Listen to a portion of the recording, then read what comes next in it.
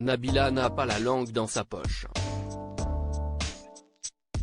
Invitée sur le plateau de C'est à vous ce mercredi 4 janvier 2023 sur France 5, la star a réagi aux insultes sexistes proférées par plusieurs personnalités à ses débuts. Des attaques qui lui ont permis d'aller de l'avant.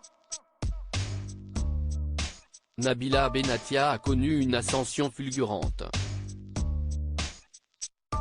La jeune femme a débuté sa carrière médiatique en intégrant le casting de la deuxième saison de L'amour est aveugle en 2011. Puis, elle s'est fait connaître du grand public lors de sa participation aux Anges de la télé-réalité, en 2013. Son fameux « Allô quoi ?» avait fait le tour de la toile et des médias à l'époque.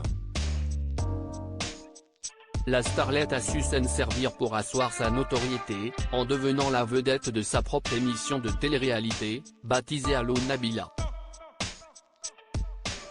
Depuis, Nabila a fait du chemin puisqu'elle a rejoint la bande de chroniqueurs de Touche pas à mon poste sur C8 durant quelques temps, a défilé pour Jean-Paul Gaultier, a posé pour le magazine de mode Vogue, a sorti plusieurs livres et s'est également dévoilée dans la série documentaire Sans filtre, sur Amazon Prime.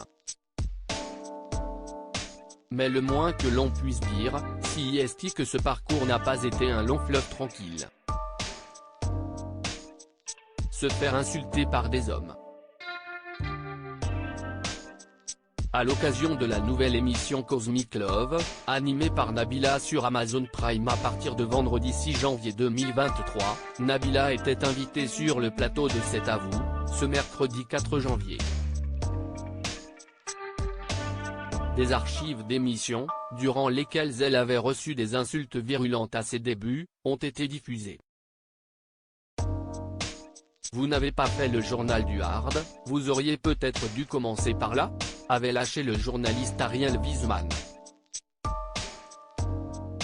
C'est une branche voisine de la prostitution, avait quant à lui déclaré Patrick Sébastien. Des propos chocs auxquels Nabila a réagi, quelques années plus tard. Je trouve qu'à l'époque, c'était assez violent, étant donné que j'avais 19 ans. Je n'avais peut-être pas la mode dans la peau, je me cherchais un petit peu. Mais le faire devant tout le monde et surtout se faire insulter par des hommes, je trouve que c'est encore plus violent, parce qu'on est sexy, on met des décolletés, on a des hauts talons.